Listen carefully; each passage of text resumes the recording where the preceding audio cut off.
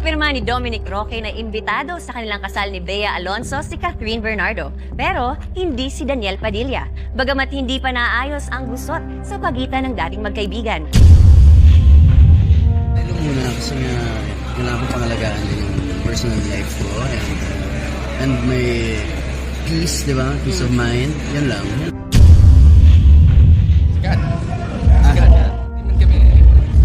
Hindi pa kami okay ni DJ. I mean, we're not talking since Pero nakita ko kayo nung... Ay, nakikisaw-saw sa mga bagay. So, And let's be mindful. Let's be mindful sa mga feelings ng mga tao. Kasi sa akin, yung mga, kunyari may mga ingay na yan, wala, it's nonsense na sa akin itong mga bagay na to. Kahit ano pang iba to, nanggagaling lang sa hangin yan, I don't mind it. I'm okay. Nagbigay linaw si Dominic Roque tungkol sa mga usap-usapan ukol sa kanyang kasal kay Bea Alonzo.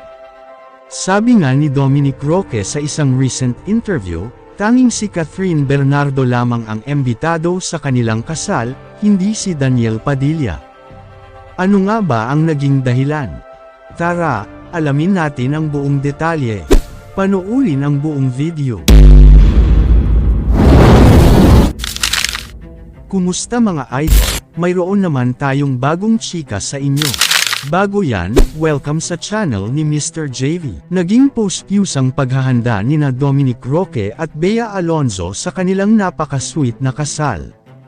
Sinabi ni Dominic na hands-on sila ni Bea sa lahat ng aspeto ng kanilang kasal.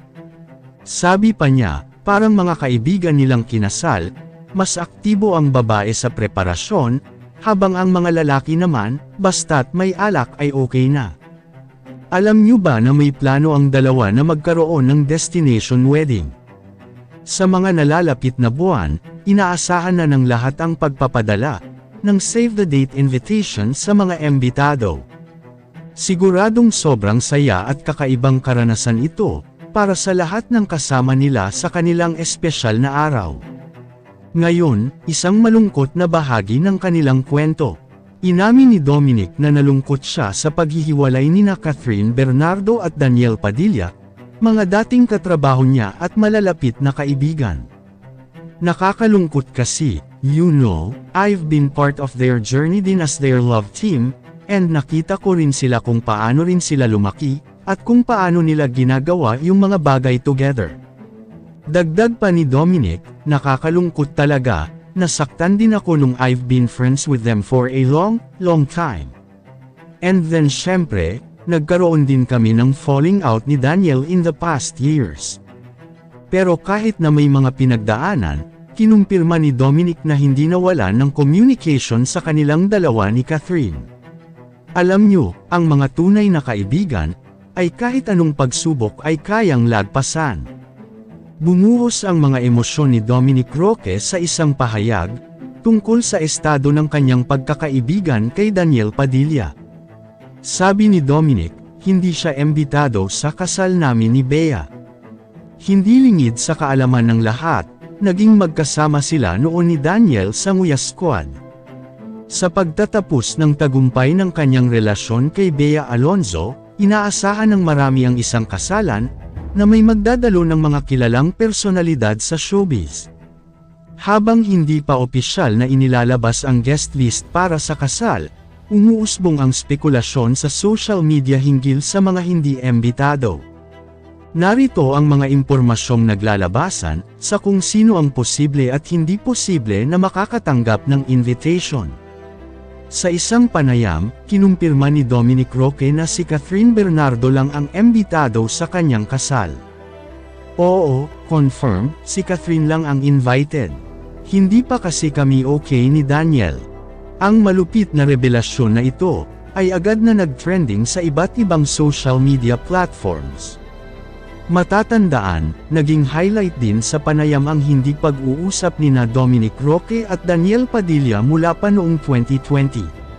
Saad ni Dominic, matagal na kaming hindi nag-uusap, parang 2020 pa, at ayon kay Dominic, hanggang ngayon ay hindi pa rin sila nagkakaayos.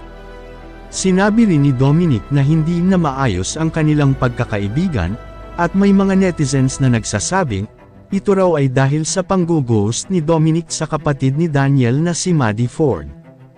Hindi pa rin kami nagkakaayos ni Daniel, hindi ko alam kung bakit. Ngunit, hindi na idinetalye ni Dominic ang totoong dahilan ng hindi pagkakaayos nila ni Daniel.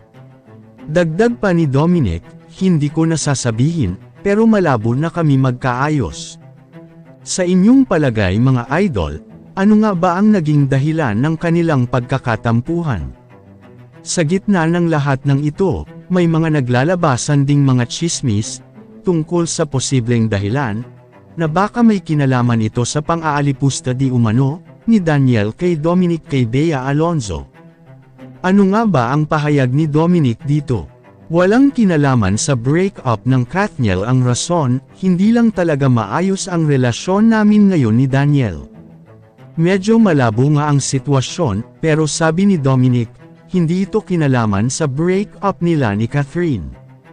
Nalulungkot din naman ako sa nangyari sa Kathniel, pero hindi talaga kami okay ni Daniel. Ganun pa man, hindi na inidetalye pa ni Dominic Roque ang dahilan ng kanilang hindi pag-uusap ni Daniel Padilla, na dati namang malapit na kaibigan sa kanya. May naglabasan ring mga tsismis na siniraan raw ni Daniel Padilla si Dominic Roque kay Bea Alonzo, na labis na ikinagalit ni Dominic. Pero sa kabila ng lahat ng ito, sabi ng mga netizens na maaaring magbago pa ang sitwasyon. Sabi nga ni Dominic, hindi pa nalalatag kung sino-sino ang iimbitahan sa kasal. Maaari pa itong mabago, hindi pa final kung sino-sino ang iimbitahan namin. Nasabi ito ni Dominic, matapos siyang OC sa in ng mga showbiz reporter.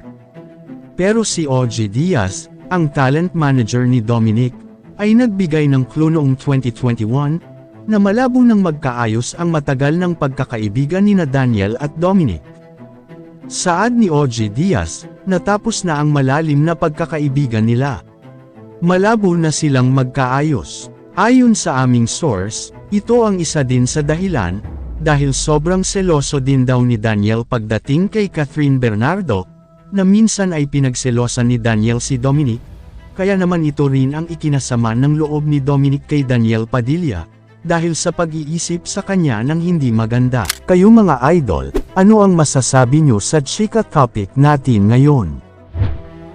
At syempre bago tayo magtapos sa ating video, ay inaanyayahan ko kayo na mag-like sa ating Facebook at mag-subscribe na rin sa YouTube, dahil malaking tulong na ito sa pag-grow ng aking channel, upang mas lalo pa ako na magsipag sa pag-upload ng mga videos na kagaya nito.